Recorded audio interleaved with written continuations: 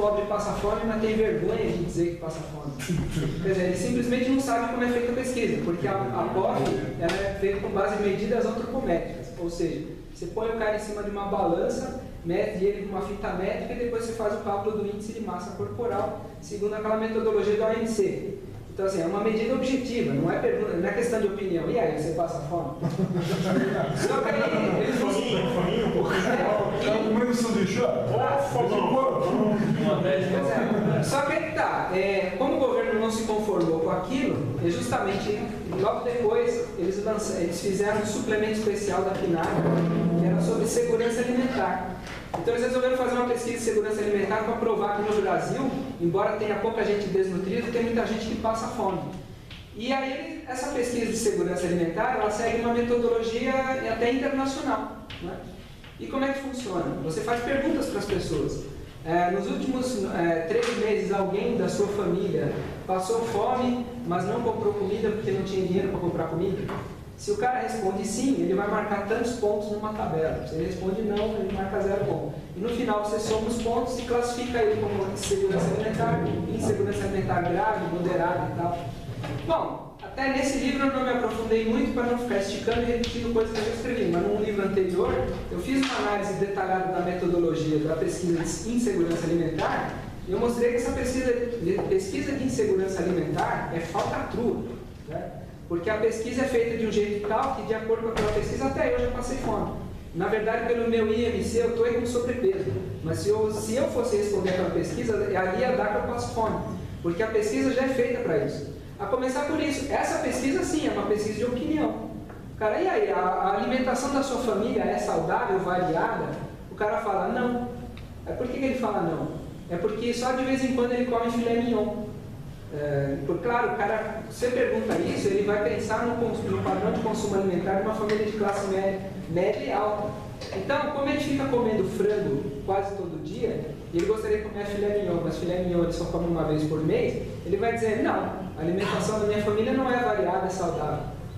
Não, é sim. Se você pegar o que ele consome de frango, verdura, arroz, feijão e leite, está tudo de acordo com a Organização Mundial de Saúde, o que ela recomenda como uma dieta balanceada. Inclusive é uma dieta pouco calórica e, portanto, é até mais saudável do que a alimentação de um cara de classe média alta. Fica toda hora comendo macarrão, lasanha, filé mignon, iogurte e tal.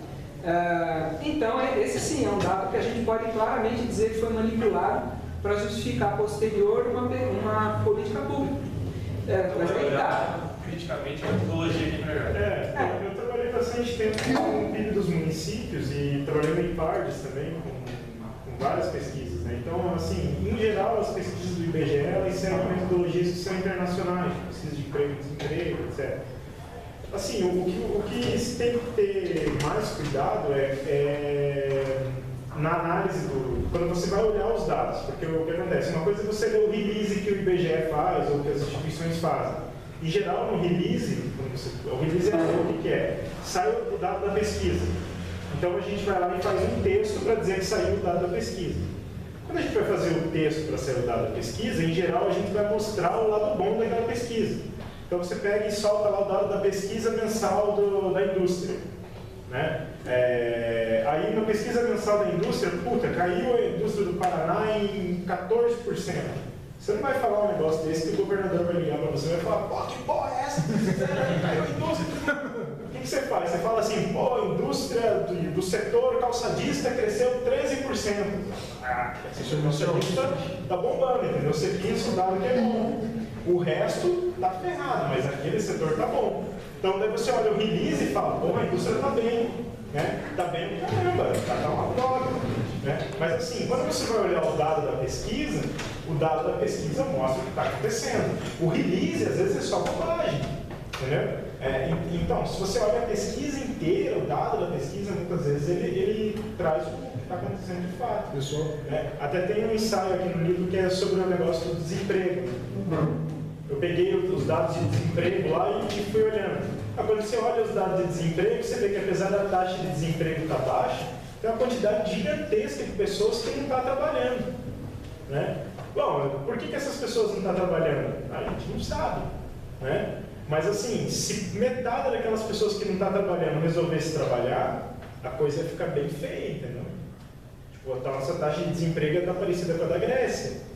Né? É claro que é só uma hipótese, porque os caras, Espanha, Grécia, enfim, está mais de 20%. Agora, o que é o desemprego considerado? Daí, o desemprego é o cara que não foi procurar emprego nem uma hora por semana. Às vezes o cara está em atividade informal. Então, assim, você olha a pesquisa, você vê o dado, você fala, bom, a taxa de desemprego está baixa, mas vamos olhar a pesquisa inteira para ver o que está acontecendo. Né? Então, se você for olhar o dado mesmo, você vê que geralmente a pesquisa ela não está furada. Só que você dá uma maquiada naquela interpretação, eventualmente, para o seu chefe não te dar um coice muito grande. Assim, ó, na época que o PT era oposição, eles usavam dados do DIEESE para falar de desemprego. O DIEESE, que é a central sindical, está empregado com carteira assinada no fim de papo. Né? Então a taxa de desemprego lá é altíssima. Sempre 10%, até às vezes quase 20%. Os caras extrapolavam. Né? Quando o PT, e quem usava os dados do IBGE, que é o desemprego aberto, que é mais flexível, era o governo, que no caso era o PSDB. Né? Aí quando o PT assumiu o governo, vocês acham que ele usou a taxa do GES? Não, ele passou a usar do IBGE. Então, assim, só que são coisas que a população, tu está ali comendo, tá com teu filho ali, com tua mulher, passa o dado ali na televisão, o número, tu não vai parar para... Você só deixar de desemprego. E isso é bombardeado a todo momento com esse tipo de informação, sem saber quando, como, né? Acho que tem vários livros que tratam desses assuntos, mas tem um livro assim que eu costumo sempre falar que é possível. Ele é um livro fantástico, cara. Acho que está até esgotado. Foi editado pela editora Campos, em Brasília. Se chama O Ambientalista Cético, de um dinamarquês, professor de estatística, chamado Bjorn Lomborg. O sobrenome dele é Lomborg. E esse cara aí, ele pega todos os dados divulgados pelo Estado do Planeta, que é uma ONG inglesa lá, América... esqueci o nome, né? Isso aí, Watch, e que mostra assim, dados catastróficos, que o mundo está piorando e tal. E assim, ele pesquisou cerca de... só de nota, mais de 1000 notas de pesquisas que ele fez de número. E a conclusão dele é assim, ó. Nós estamos longe do ideal, longe da perfeição, mas estamos muito melhor do que imaginamos. E ele começa o livro dele com uma coisa muito interessante, dizendo assim, ó, foi feita uma pesquisa de rua, de opinião. As pessoas, olha que interessante. Você acha que o meio ambiente planetário está muito ruim? A maioria respondeu que estava péssimo. Aí perguntaram para essas mesmas pessoas, e sobre o meio ambiente local, teu município, teu bairro? Não está tão ruim. Ó, se o mundo está pior, como é que o meu bairro e o meu município não? Tem uma contradição aí. Eu não estou dizendo que não existem problemas ambientais graves no mundo.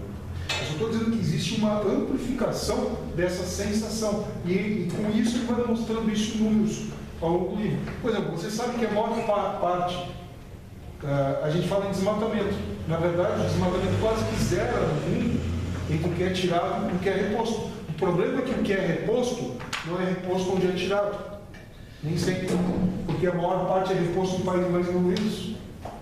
E já a Indonésia, Malásia, Brasil, tira e deixa, entendeu? Então, quer dizer, você tem que ver. Então, se tu pensar em termos planetários, não é tão ruim como pintam, mas a realidade local de alguns lugares é que é pior. Aí sim, é o contrário. Pessoal, mais perguntas? Se tiver mais alguma, se não, a gente pode encerrar. Acho que ele fala bastante. A gente desculpa aí que a vontade de falar, na verdade a vontade de brigar com a esquerda, né? Mas hoje deu um pouquinho a briga. Pessoal, foi um privilégio ter estado aqui com vocês nessa bela cidade. Obrigado. Obrigada. Obrigado.